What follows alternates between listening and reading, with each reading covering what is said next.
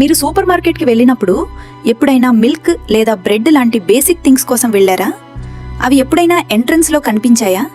లేదు. అవి ఎప్పుడూ షాప్కి వాళ్ళ చివరి మూలన ఎందుకుంటాయో తెలుసా? ఎందుకంటే మీరు ఆ మిల్క్ ప్యాకెట్ కోసం వెళ్లే దారిలో పక్కనున్న చాక్లెట్లు, చిప్స్ మరియు అట్రాక్టివ్ ఆఫర్స్ అన్నీ చూసి అవసరం లేనివి కూడా మీ ట్రాలీలో వేయాలి. దీన్నే టార్గెటెడ్ ప్లేస్మెంట్ అంటారు.